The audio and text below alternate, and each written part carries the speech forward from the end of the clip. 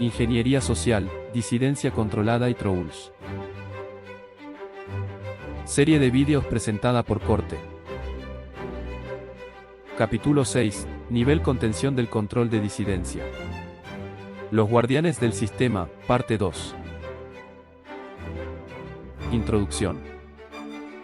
Este es un nuevo video que forma parte de una colección de videos, de una serie, en la cual tratamos de explicar lo mejor y más detalladamente posible sobre lo que es la ingeniería social, la disidencia controlada y los actores humanos necesarios para que esa estructura funcione, que serían los agentes de control de disidencia. Vamos a ver una breve síntesis de lo que hemos venido viendo. Para que no perdamos el hilo, les hacemos un pequeño resumen. En principio, partimos de la idea de que somos habitantes de un planeta, Tierra, que en teoría está dividido en muchas culturas, muchos países y muchas divisiones entre los habitantes de esta superficie que habitamos, que le llamamos planeta Tierra. Pero partimos también de la teoría de que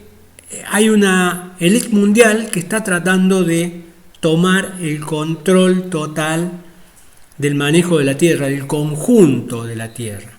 Se habla mucho de la conspiración, de las teorías de la conspiración, pero nosotros podemos aportar pruebas claras que muestran cómo esa élite realmente está dirigiendo los flujos globales, especialmente en lo que tiene que ver con las comunicaciones, que es el tema que nos interesa en particular. Resumidamente, esta élite trabaja en tres áreas, que son economía mundial, por un lado, por otro lado, la política mundial y finalmente las redes sociales. No vamos a tocar lo que es la economía mundial ni la política mundial, sino que vamos a ir directamente al tema de las redes sociales, porque es el tema que estamos desarrollando en este momento. ¿Por qué las redes sociales? Bueno, este estudio, que ya lo vimos en el video anterior, nos muestra la enorme cantidad de gente que interactúa a través del teléfono, de las redes de internet y de las redes sociales para conectarse con el mundo.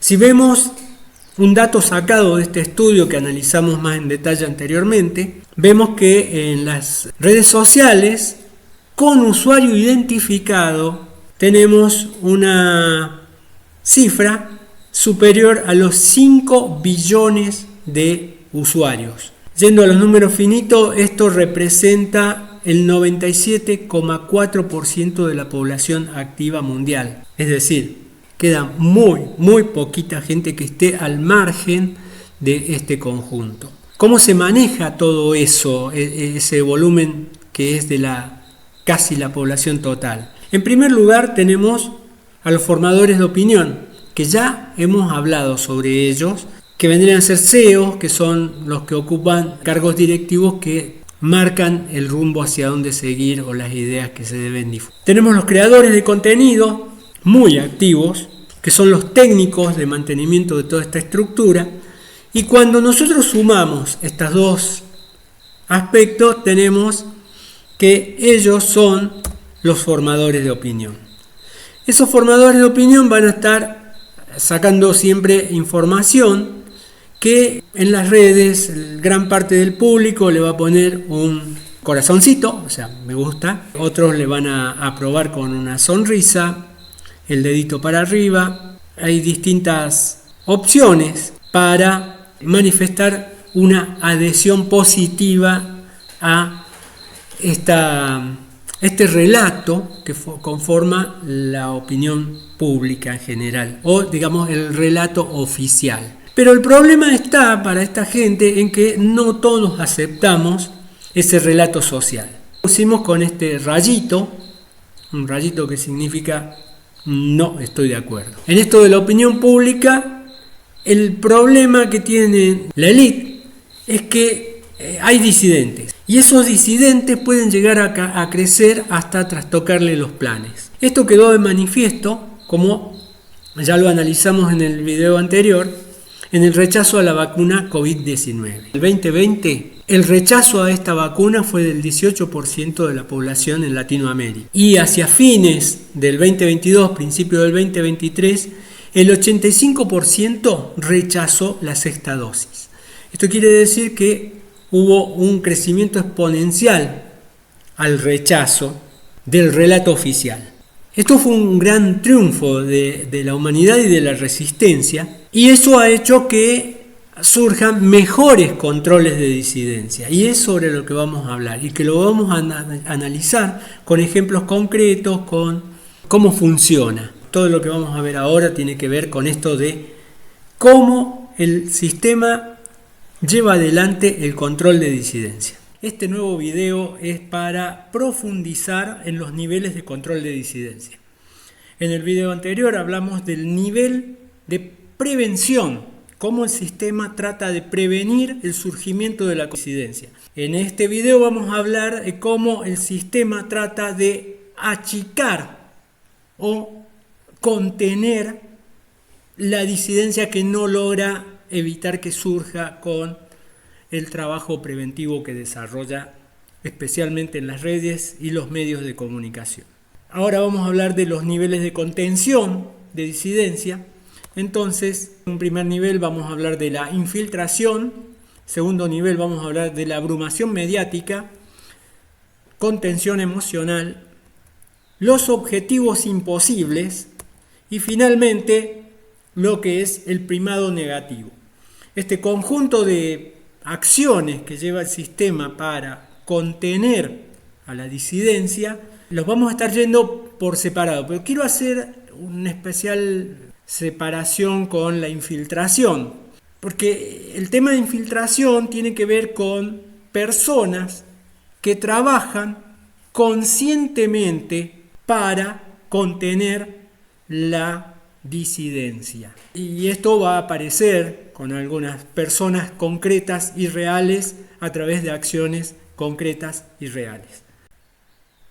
Hablar de infiltración puede parecer algo relativamente sencillo, pero es necesario poner énfasis y marcar con claridad que este trabajito de infiltrarse en las redes es absolutamente necesario para el control de disidencia. Quien ejerce el control de disidencia tiene que poder mostrarse con nuestra misma camiseta, tiene que parecer uno de los nuestros. El truco está en aprender a distinguirlos por los resultados y no por lo que dicen, porque muchas veces lo que dicen converge o está en aparente apoyo a la causa, pero que finalmente los resultados son contrarios a los intereses de la causa que estemos sosteniendo. Es muy importante porque es realmente difícil poder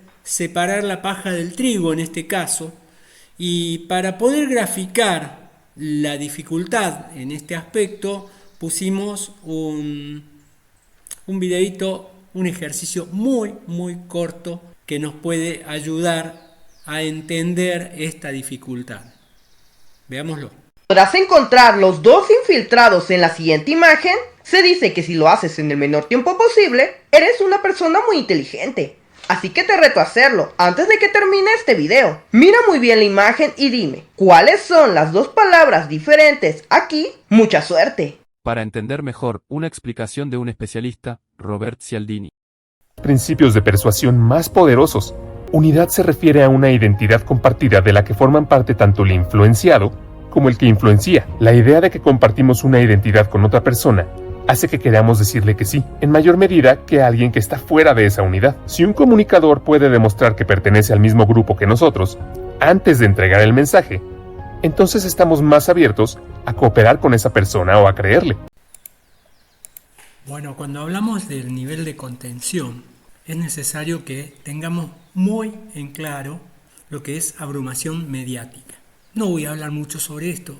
Todos los que navegan en las redes, los que están en grupos, saben que siempre hay alguien que parece estar de nuestro lado, pero que nos bombardea permanentemente con noticias verdaderas, ciertas, pero en las que los malos ganan siempre. Si nosotros estamos luchando contra las antenas, nos va a poner siempre que los fallos han sido a favor de las empresas de telecomunicaciones.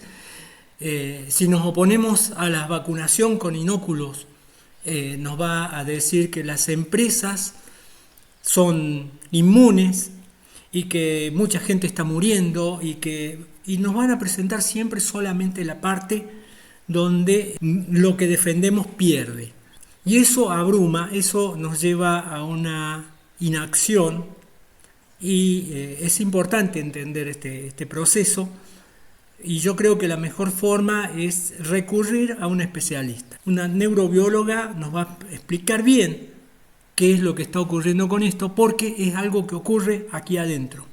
Es hacia el interior de nuestra cabeza, es en nuestro cerebro que ocurre este tipo de control sobre nosotros. Veámoslo. ¿Por qué somos más sensibles a las malas noticias? ¿Tiene algo que ver con el cerebro? Nos reunimos con la neurocientífica Maren Urna. Ella investiga precisamente estas cuestiones. El cerebro procesa las noticias negativas más rápido, mejor y más intensamente que las positivas o neutrales. También las recordamos mejor. En términos de biología evolutiva, procesar la información negativa mejor que la positiva ha sido útil, porque en la era del tigre de dientes de sable o el mamut, olvidar una mala noticia podía costarnos la vida. Muchos medios de comunicación se aprovechan de esto. Los titulares negativos venden más ejemplares y obtienen más clics. Los estudios muestran que cada vez se publican más y más malas noticias, especialmente en la red. ¿Es un problema si los nos bombardean con malas noticias? En primer lugar, eso hace que todos tengamos expectativas negativas. Vamos por la vida con una visión del mundo en la que asumimos que todo es peor de lo que realmente es. Esto hace que la gente sea menos propensa a actuar. Se podría pensar que si todos tenemos una visión demasiado negativa del mundo, esto nos llevaría a ser más activos. Pero muchos estudios han demostrado que ocurren enfermedades psíquicas como la depresión. Me pregunto si contribuyo a que otras personas tengan una visión equivocada del mundo. Podrían preguntarse, ¿y ahora qué? Además de las cuestiones clásicas, ¿quién, qué, dónde, cuándo y por qué? Podrían profundizar en sus investigaciones y entrevistas en el ¿y ahora qué podemos hacer al respecto? Por supuesto, sigue siendo importante descontar la pregunta, ¿cómo podemos resolver el problema? Todos podemos hacer algo bueno por nosotros y por nuestro cerebro. No tienes que agarrar tu teléfono o encender la televisión y la radio apenas te despiertas. No tienes que consumir información sin parar. Podemos ser más meticulosos en el uso de los medios de comunicación. Por el bien de tu cerebro y tu bienestar, accede a las noticias más conscientemente y también deberías tomarte un descanso de vez en cuando. ¿Cómo distinguir un abrumador mediático? En principio, el abrumador mediático te va a dar solo dos posibilidades. La primera, no te va a decir nunca una posibilidad o de qué forma salir del problema que está planteando. Te tira el problema y te sepulta con el problema. O la otra opción es que te va a dar una salida imposible. Pero sobre las salidas imposibles, los objetivos imposibles, vamos a hablar un poquito más adelante. La contención emocional. Otro tema es cómo se abordan los problemas, ¿eh? Cómo se abordan los retos sociales a los que ellos dicen que están respondiendo. ¿Se abordan desde la racionalidad o se abordan desde la emoción? Esto es un síntoma muy importante porque abordarlos desde la razón nos está indicando que probablemente se está respondiendo a los intereses de los ciudadanos. Abordarlos desde la emoción significa que normalmente se está utilizando la manipulación de los sentimientos sociales, ¿eh? Que ya sabéis que la manipulación de las emociones es un instrumento fundamental para los poderes corporativos, que son los que controlan los medios de comunicación, la industria cultural, etcétera, para que manipulen los retos sociales en función de su interés, ¿no?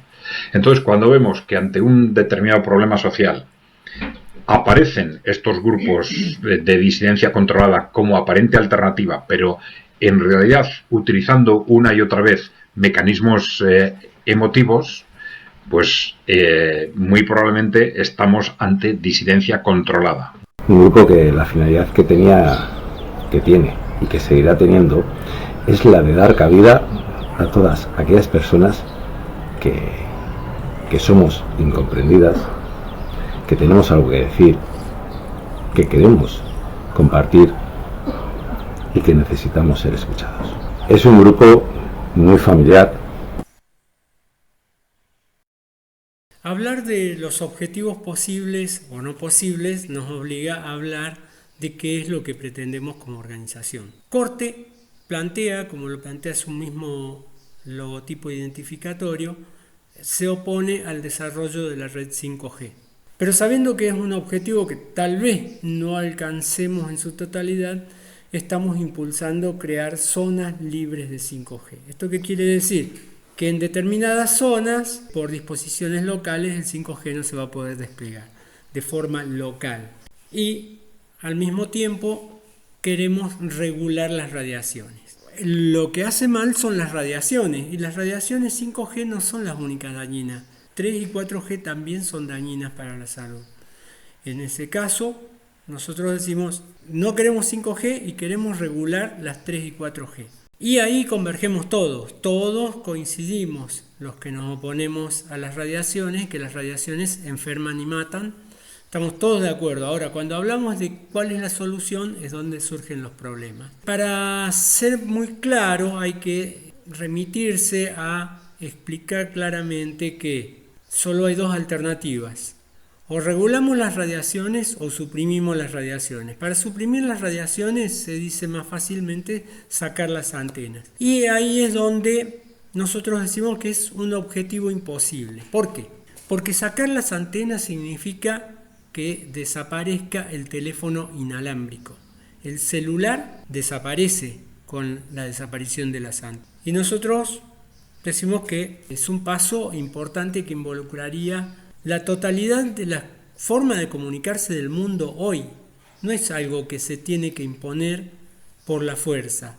Hay gente que es afectada por las radiaciones, son muy afectados. Hay gente que la electrosensibilidad la sufre mucho, están muy afectados y son impulsados a acciones imprudentes, de ir a agredir antenas. Nosotros en ese aspecto vamos por la cuestión estrictamente legal. No nos salteamos una coma de lo que es estrictamente legal. No hablamos ni proponemos ninguna acción que no sea legal. Entonces, cuando se habla de sacar las antenas sin explicar cómo, muchas veces hay una inducción solapada hacia impulsar a la gente a hacer otras cosas. Las antenas enferman y matan y están donde están fundamentalmente porque las sostenemos con nuestro dinero.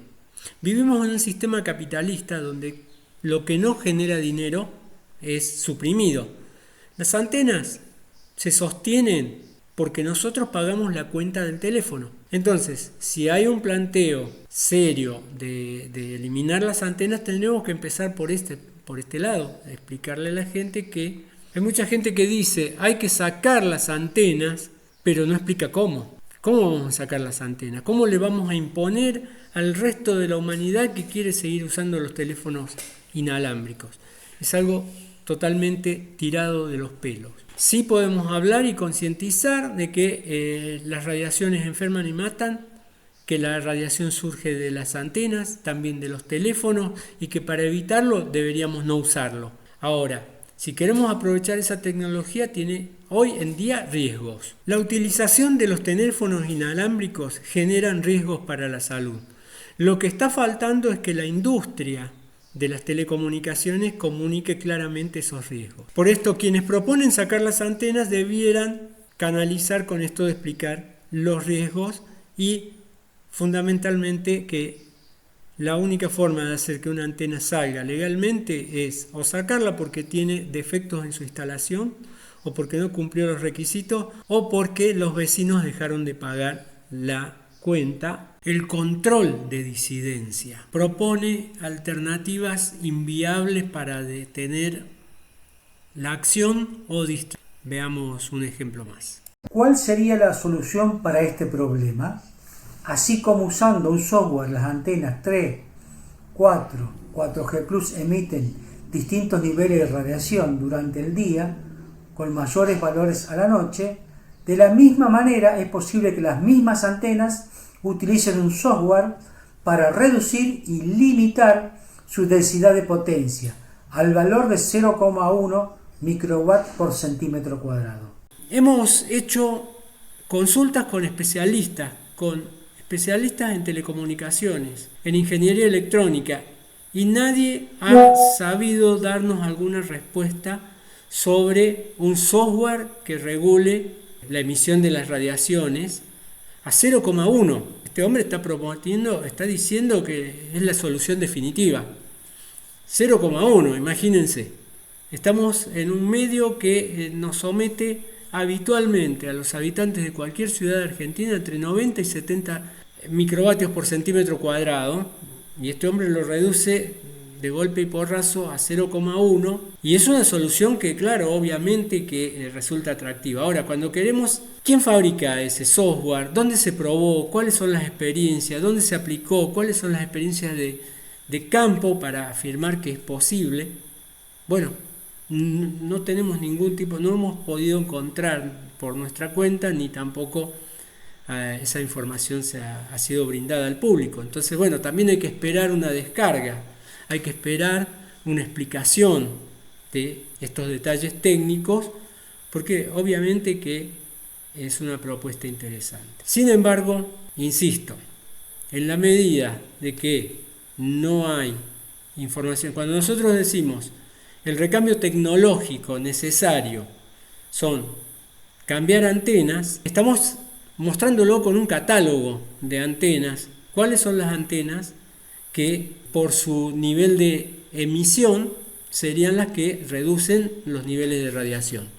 Es una tecnología disponible que obviamente las empresas no quieren instalar por los costos que les significaría cambiar todo el parque de antenas obsoletas por antenas que no dañen tanto a la salud, porque además hay que ser muy claro y decir que la propuesta que estamos ofreciendo o que estamos tratando de llegar es reducir el daño, no hacerlo desaparecer, porque en realidad el límite de radiaciones inocuo 0,03 microvatios por centímetro cuadrado es el límite de inocuidad, muchas veces por abajo de 0,1. Sin embargo, como ya explicamos anteriormente, la sociedad ha adaptado el teléfono y acepta en cierto modo los riesgos a la salud que implica el uso del teléfono celular. Pero ese es otro tema.